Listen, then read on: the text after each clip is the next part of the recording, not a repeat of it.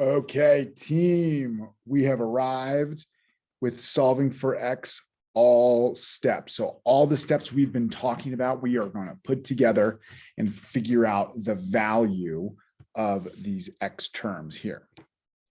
So when I'm looking at this problem, I'm thinking to myself, man, there's a lot going on.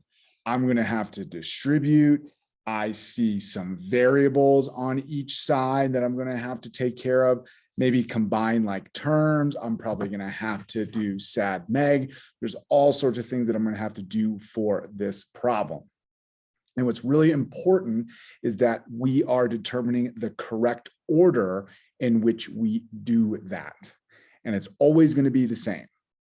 The order of these steps is always the same. You may not perform all of these steps, but it's important that you go through each one and check them off as you go. So the first step that we are always going to start with is that distributive property.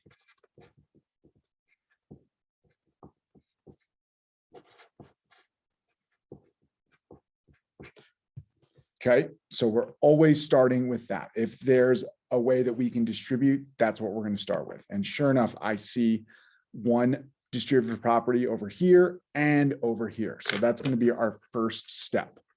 We're going to distribute this 5 to what's inside the parentheses here, and this 4 on the other side. And everything else is going to fall down. X plus 5 times X. Remember, I'm just multiplying by the coefficient. In this case, the coefficient is 1. So 1 times 5 is 5. There's my new coefficient for that X term. So if we did 5 times X, we got 5X, 5 times 1, that's going to get 5. Great, we've distributed on that side. Let's do it over on the right side. 4 times 2X is 8X. 4 times the negative 2 is negative 8. And the 11X comes down for the ride. Great, we have distributed. The next step is to combine like terms.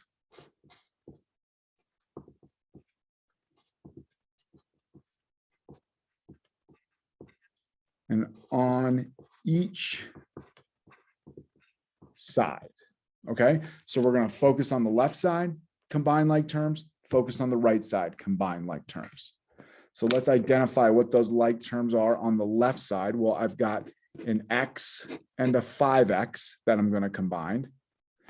And over here, I've got some X's as well. I'm going to combine that 8X and this 11X. Now that we've identified them, let's combine them. Over here, when I'm combining variables, I just look at the coefficient. Even though there's no coefficient in this one, we know that it's 1. And the coefficient here is 5. 1 plus 5 is 6. That's my new coefficient, 6X plus 5. 5 comes down for the ride. And the same thing over here. I've got an 8X and 11X. 8 plus 11 is 19. So the 19X is my new term. And then the minus 8 comes along for the ride. Okay, we have combined like terms. We did it on the right side. We did it on the left side. After we combine like terms, we are going to bring the variable over to one side. So we can decide either to take this 19X and bring it over here, or this 6X and bring it over here. And when we're going to do this, we're going to bring the variable over by adding or subtracting, depending on what the sign is of the coefficient in the variable. Now, either way would work. I can bring the 19X over here or the 6X over there. I like to keep as little negative numbers as possible. So I am going to take this 6X and bring it over here because I know that I'm going to end up with a positive coefficient if I do that. If you don't see that right now, that's okay. That's just a strategy I use. Again, either one would work. So again, I'm going to take the 6X, I'm going to take it away so that the 6X terms totally drop out, get down to 0. That's what we want. So But if we do that to the left side, we have to do that same exact thing to the right side. So now I'm here, my 6x terms drop out. That's what we wanted. 5 drops down. Now over here, I've got 19x minus 6x. This is like combining like terms. These are like terms. So all I need to do is look at the coefficient, a positive 19 and a negative 6. I can think about it like negative 19 minus 6, and that's going to give me 13x. X goes along for the ride, and then the negative 8 minus 8 comes along for the ride as well. Great. We are done with step number 3. We've brought the variables to one side. We brought them from the left side to the right. So I have a variable only on the right side, which is what we want. And finally, our last step is to isolate x using SAD Meg. So from here, remember, we want to peel away all of those layers. Right now it's being multiplied by 13 and then subtracted by 8.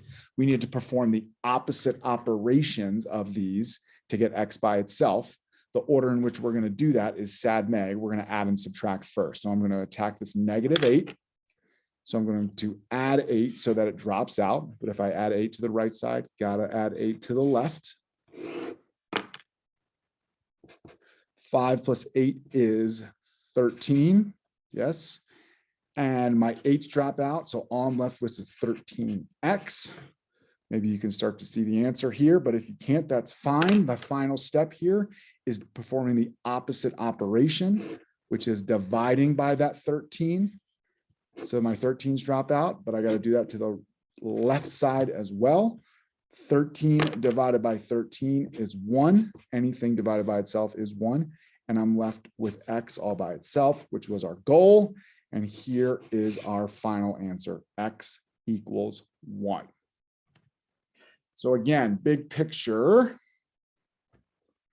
we followed all of these steps, number 1, number 2, number 3, number 4, to get to our answer. If I were to plug this 1 in for all of these x terms up here, I would get the equal amount on each side of my equation. One last thing, again, when you're doing these type of problems where you have to do all of these steps, you may not have to do every single one. Maybe there's no distributive property that's a part of the problem. That's fine. You just skip it and move on to number 2. Maybe there's no combined like term. So after you do distributive property, you can skip that step and move on to 3. Okay, but you do need to go down in this particular order and just check to make sure you don't have to do any of those tasks. And that's it. Solving for X, all steps. Thanks for watching.